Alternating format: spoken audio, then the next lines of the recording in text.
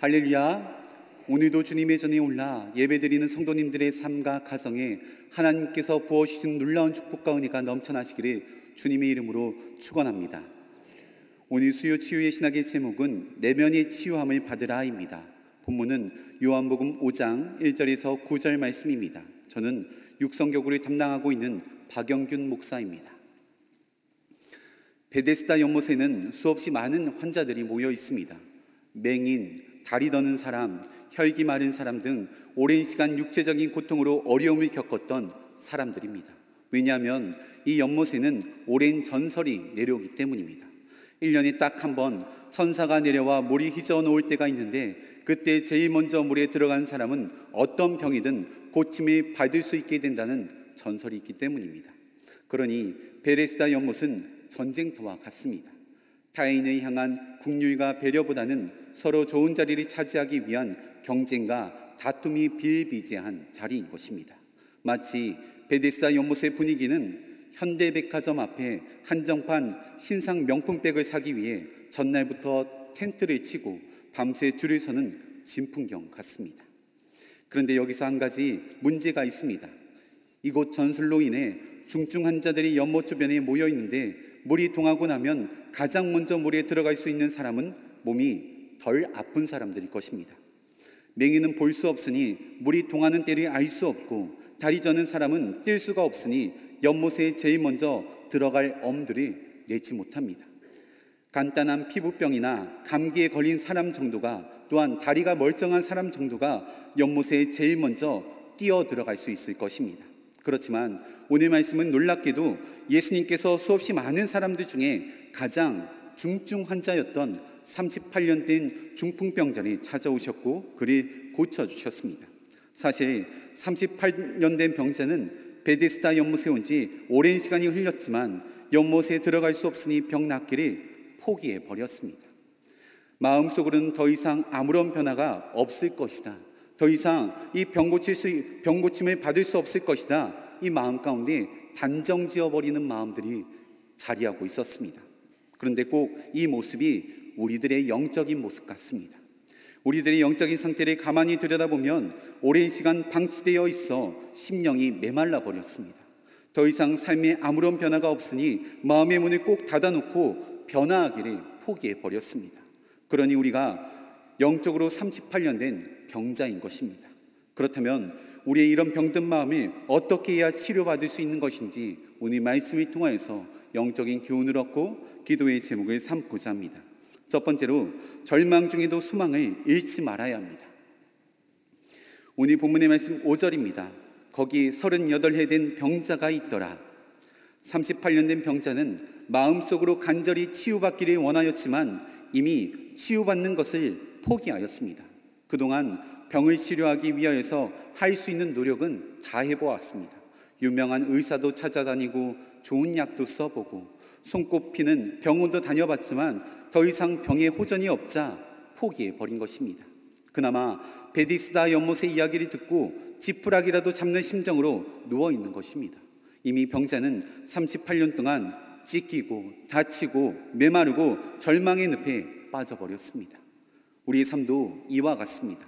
삶이 아무런 변화도 없고 기도응답도 없자 영적인 무기력증에 빠져버렸습니다. 마음으로는 변화를 원하지만 변화하기를 포기해버렸습니다. 삶의 기억을 원하지만 손을 놓아버린 지 오래입니다.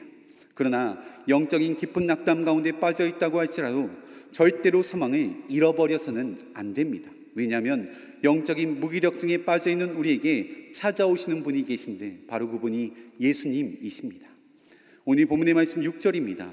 예수께서 그 누운 것을 보시고 병이 벌써 오래된 줄 아시고 이르시되 내가 낫고자 하느냐.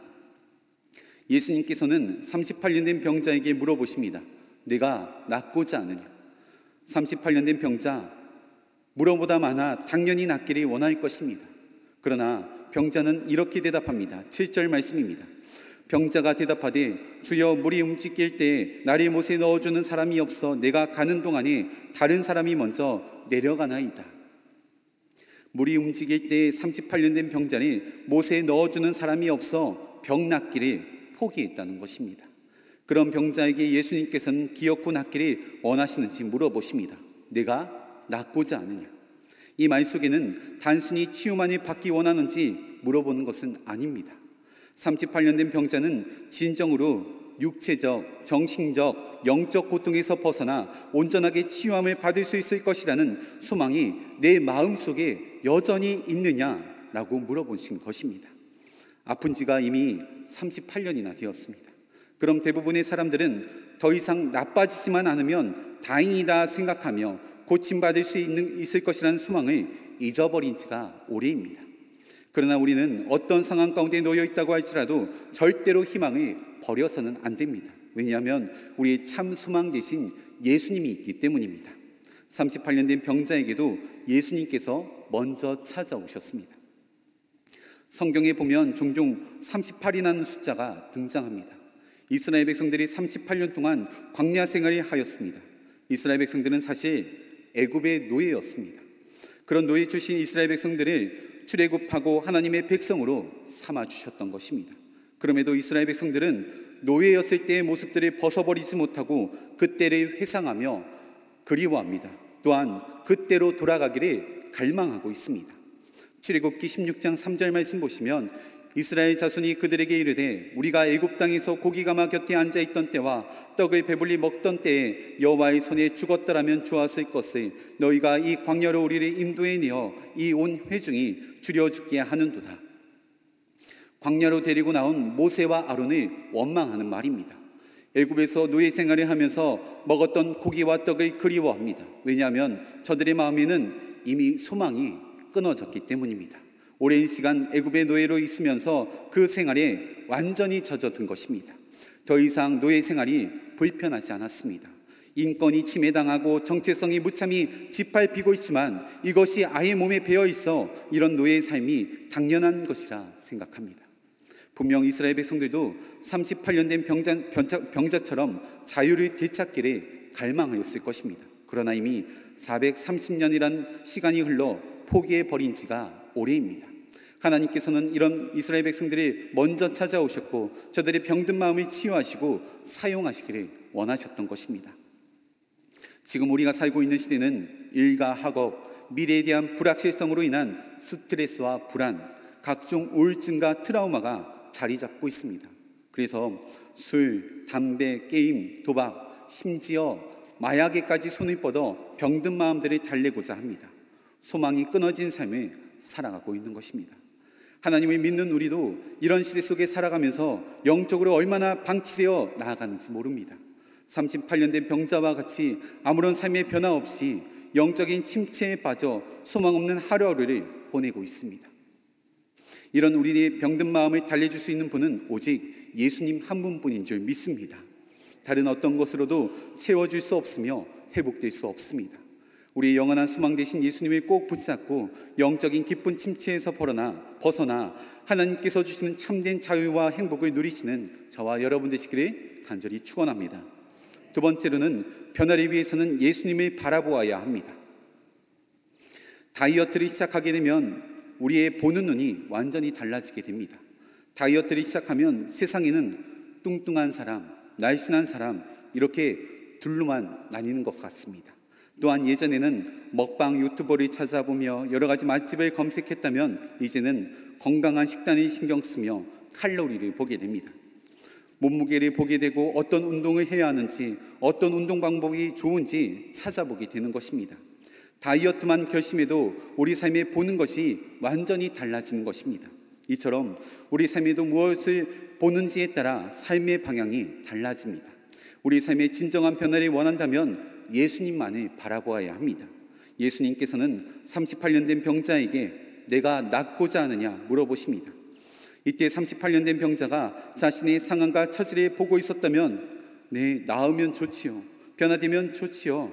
이렇게 소극적으로 대답하였을 것입니다. 그러나 만일 38년 된 병자가 예수님을 바라보았다면 예수님, 낫기를 원합니다. 간절히 원합니다. 이렇게 적극적으로 대답하였을 것입니다. 그러나 병자는 38년 동안 앉아 있었습니다. 육체적으로 병들었을 뿐만 아니라 마음도 함께 병들었던 것입니다. 더 이상 현실이라는 장벽을 뛰어넘을 수가 없다 생각하고 이미 포기해 버렸습니다. 그러니 자신의 못에 넣어주는 사람이 없습니다라고 대답한 것입니다. 그러나 이렇게 현실을 바라보는 눈이 예수님께서 우리 삶에 직접 역사하시는 것을 방해하는 장애물이 되는 것입니다. 우리가 믿는 예수님께서는 죽은 나사로도 일으켜 세우시는 분이십니다. 못하실 일이 전혀 없으신 분이십니다. 비록 38년 동안 중병을 앓고 있었다고 할지라도 예수님이 오늘이라도 당장 일어나자 말씀하시면 일어나는 것입니다. 암 환자에게 있어 가장 두려운 것은 죽음입니다. 죽음을 매일같이 묵상하고 생각하고 바라본다면 말할 수 없는 깊은 두려움과 깊은 절망감이 마음 전체를 휘감아 버릴 것입니다. 그러나 그 순간 하나님을 바라보며 나아갈 때 모든 두려움과 절망감에서 자유함을 누리게 될 줄 믿습니다. 또한 하나님 보시기에는 암이나 감기나 동일한 것입니다. 이 모든 건강의 문제 하나님께 내어 맡길 때 하나님께서 책임져 주십니다. 마태복음 14장에 보면 베드로가 물 위를 걷는 장면이 등장합니다. 제자들은 배를 타고 갈릴리 바다 건너편으로 가고 있었습니다. 그런데 갑자기 물 위로 누군가가 걸어오는 것입니다. 다들 깜짝 놀라 크게 비명을 질렀습니다. 그런데 알고 보니 예수님이셨습니다. 이때 베드로가 무슨 정신이었는지 예수님이 맞다면 나를 물 위로 걸어오라 말씀해 보십시오라고 대답하였습니다. 그러자 예수님께서도 베드로에게 물 위로 걸어오라 라고 말씀하십니다. 베드로는 놀랍게도 물 위를 걸어서 예수님께로 가고 있었습니다. 그런데 그만 바람 소리가 귀에 들려왔고 바람을 의식하자 그 즉시 물 아래로 빠지게 되었습니다. 마태복음 14장 30절 말씀입니다. 바람을 보고 무서워 빠져가는지라 소리질러 이르되 주여 나를 구원하소서 하니 예수님만 바라보았을 때는 물 위를 걷고 있었습니다. 그러나 예수님 외에 그 주변 환경과 상황과 여건이 바라보자 그 즉시 물 아래로 빠지게 된 것입니다. 이것이 바로 우리들의 신앙생활입니다. 예수님께서는 상황을 따지지 말라고 하십니다.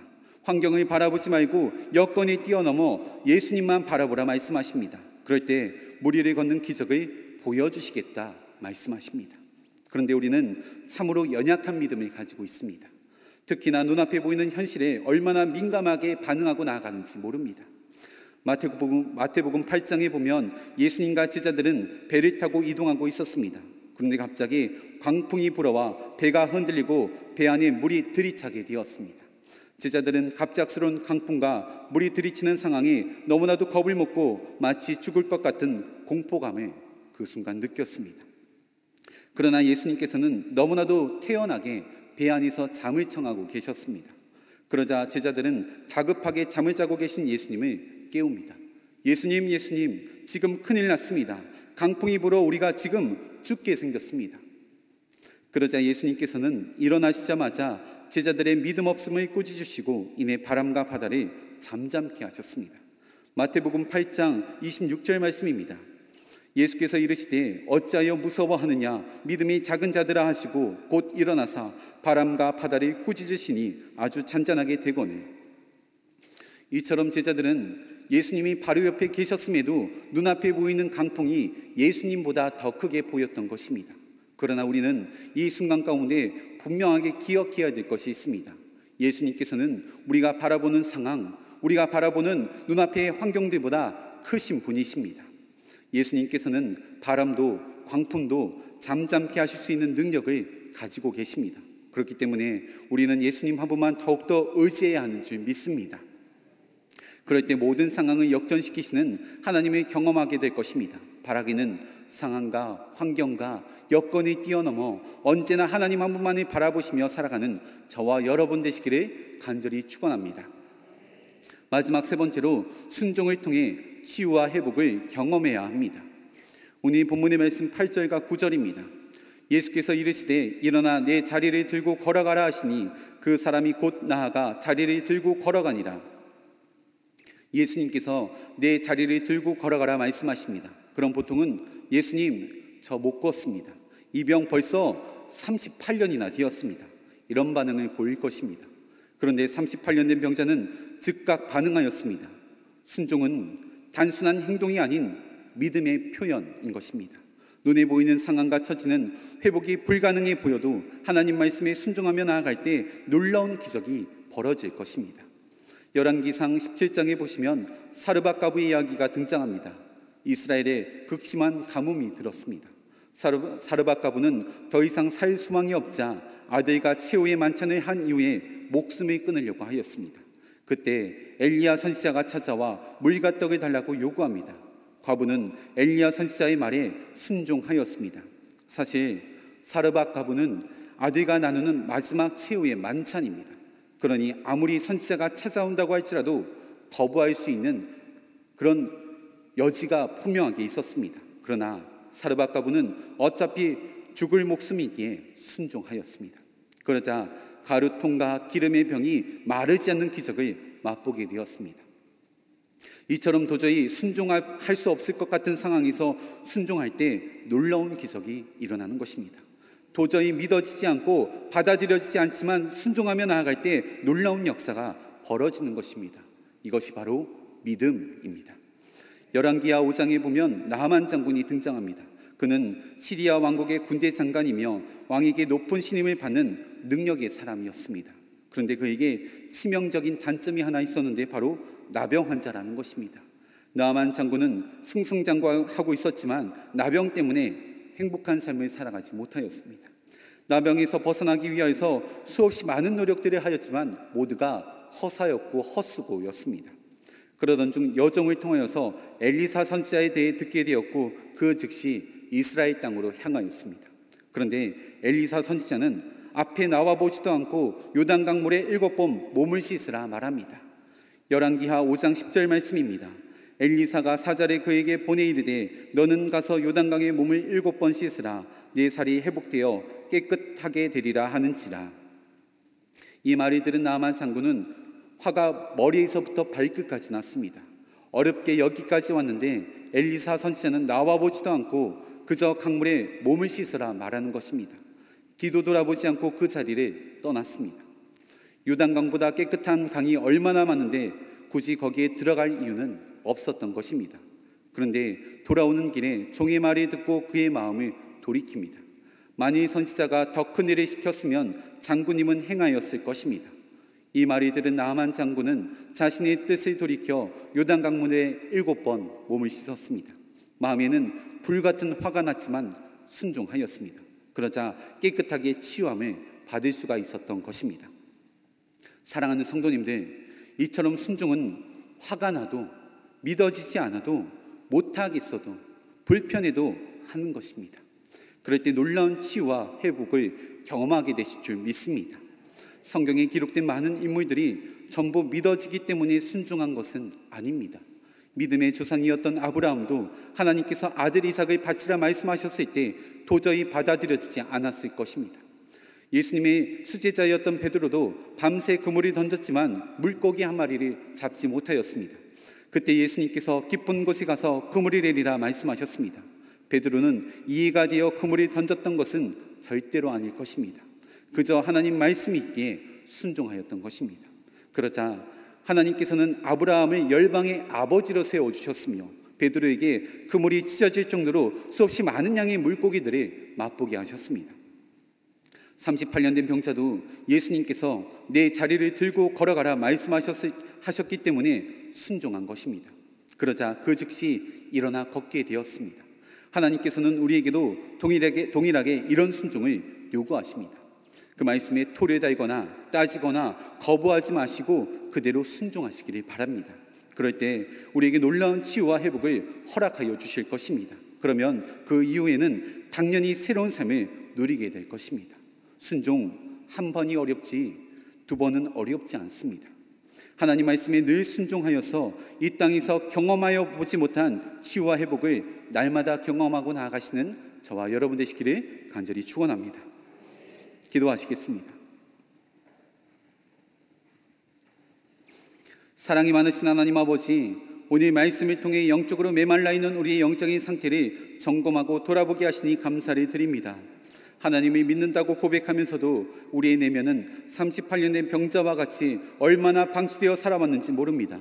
모든 마음의 병으로부터 자유로워질 수 있도록 인도하여 주시며 우리의 영원한 소망 되신 예수님께 인생을 맡기는 삶 살아갈 수 있도록 인도하여 주시옵소서. 모든 상황 속에서 예수님을 바라볼 수 있는 눈이 활짝 열리게 하시며 하나님께 최고의 순종을 올려드려 놀라운 치유와 회복을 경험하는 삶 살아갈 수 있도록 역사하여 주시옵소서. 예수님께서 내 자리를 들고 걸어가라 말씀하시면 화가 나고 믿어지지 않고 못하겠어도 불편해도 순종하여 놀라운 기적을 맛보게 하여 주시옵소서. 감사드리며 우리 주 예수 그리스도의 이름으로 기도하옵나이다. 아멘.